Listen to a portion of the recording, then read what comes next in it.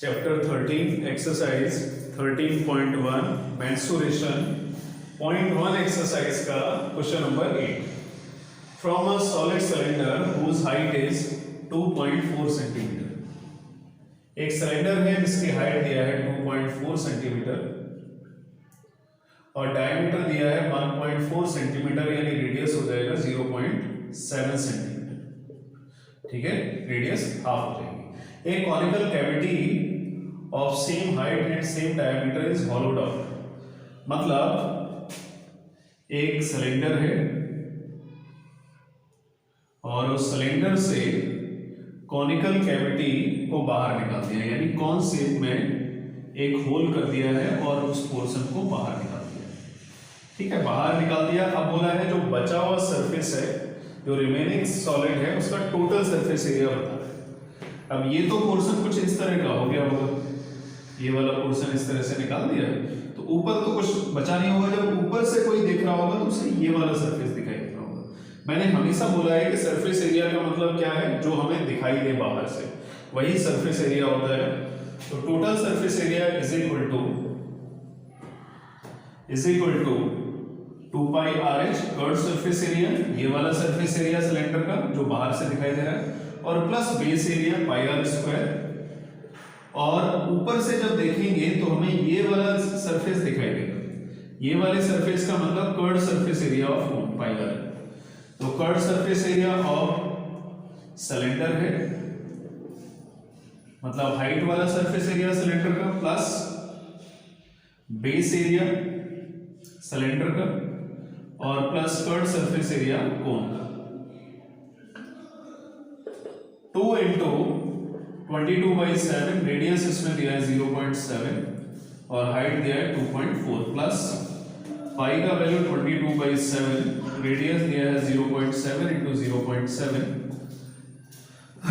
Plus 22/7 into radius है इसका 0.7 और 0.7। जब इसमें स्लैंट हाइट हम निकालेंगे तो स्लैंट हाइट होता है √h² प्लस r²। तो हाइट दी है 2.4 स्क्वायर प्लस 0.7 स्क्वायर, तो L इज इक्वल टू आएगा √5.76 और प्लस 0.49, और जब इसको हम सॉल्व करेंगे तो आएगा 625, यानी 2.5 सेंटीमीटर। तो हाइट स्लैंट हाइट हो गई 2.5 सेंटीमीटर। ठीक है, L के प्लेस पे पहले पुट कर दिया। 7 से ये 0.1 टाइम्स, 7 से ये 0.1 टाइम्स, 7 से ये 0.1 टाइम्स कट हो गया। ठीक है, अब बचेगा क्या, 22 2 जा 44, या इसको थोड़ा इस तरह से सॉल्व कर लेते हैं, 22 4 जा 88 और 22 2 जा 44, और 2 डिजिट है डेसिमल के बाद, तो 4.48 आ गया, और प्लस 22 4 जा 88, 22 2 जा 44 और 52 आएगा, कैरी भी तो जाएगा 5.28, प्लस 22 7 जा 154, 7 2 जा 14, 7 2 जा 14, 150, 2 डिजिट के बाद आएगा, और प्लस 25 का 22 में मल्टीप्लाई करना है, 22 5 जा होता है 110 और कैरी 11, 22 2 जा 44 और 11 55, 2 डिजिट के बाद डेसिमल, और इसका मल्टीप्लाई कर लेते हैं, 28 2 जा 56 और 2 5 जा 10 प्लस 1.54 प्लस 5.50, इनको सबको ऐड कर लेते हैं, 4 और 6 10, कैरी गया 1 6 5 और 1 6 6 5 11 11 और 5 16 16 कैरी गया 1 10 और 1 11 11 1 12 और 12 और 5 17। ठीक है, 17.60 सेंटीमीटर स्क्वायर। ठीक है, 17.60 सेंटीमीटर स्क्वायर को हम अप्रॉक्स 18 सेंटीमीटर स्क्वायर भी लिख सकते हैं। ठीक है, तो मुझे लग रहा है ये क्वेश्चन, क्योंकि क्वेश्चन में बोला है solid to the nearest centimetre square. Question number 8 समझ में आ गया होगा। अब हम लोग देखते हैं question number 9। Question number 9 13.1 exercise का लास्ट क्वेश्चन है। तो ए wooden article was made by scooping out a hemisphere from each end of the solid cylinder, यानी एक वुडन आर्टिकल है जिसका शेप सिलेंड्रिकल दिया है और उसमें से हेमिस्फीयर को दोनों एंड से स्कूपिंग किया है। If the height of the cylinder is 10 centimetre, cylinder का जो हाइट है वो 10 सेंटीमीटर है और रेडियस दिया है 3.5 सेंटीमीटर, रेडियस 3.5 सेंटीमीटर। तो जितना रेडियस होता है उतना ही जो बॉडी उसमें फिट की जाती है उसका भी रेडियस होता है। तो ये भी कितना है 3.5 सेंटीमीटर।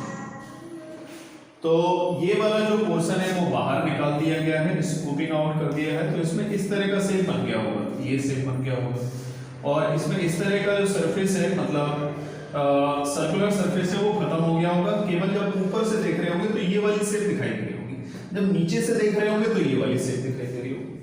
ठीक है, टोटल सरफेस एरिया निकालना है इसका। तो total surface area is equal to जो हमें दिखाई दे रहा है वही कट सरफेस, वही टोटल सरफेस एरिया होगा सॉलिड का। बाहर से तो हमें ये दिखाई दे रहा है cut surface area of cylinder और प्लस ऊपर से जब देख रहे हैं तो ये वाला फेस दिखाई दे रहा है, यानी curve surface area of hemisphere. Curve surface area लिख दो या सरफेस एरिया लिख दो, एक ही बात होती है। जैसे ऊपर सरफेस एरिया बन रहा है वैसे नीचे, तो दो हेमिस्फीयर है तो 2 इंटू कर दिया। कर्व सरफेस एरिया होता है सिलेंडर का 2πrh प्लस 2 इंटू हेमिस्फीयर का सरफेस एरिया 2πr²। ठीक है, ये फॉर्मूले याद रखने पड़ेंगे तभी क्वेश्चन कर पाओगे। 2πr दोनों से कॉमन आ गया, h प्लस 2 कॉमन निकाल लिया, बचेगा 2r। देखो इसके बाद देखते हैं, वैल्यू पुट करते हैं। 2 इंटू 22/7 इंटू रेडियस दिया है 3.5 और हाइट 10 है, 2 इंटू रेडियस 7/2 या 3.5 एक ही बात होती है। 2 से 2 कैंसिल हो गया और 7 5 है 35 और 2 0.5 में मल्टीप्लाई करेंगे 2 का 10 यानी 12 आएगा। 1 इंटू 22 और 10 इंटू 7 17 हो गया। तो 22 इंटू 17 17 टू 34 और 17 टू 34 और 37 374 सेंटीमीटर स्क्वायर। फाइनली ये मेरा आंसर हुआ।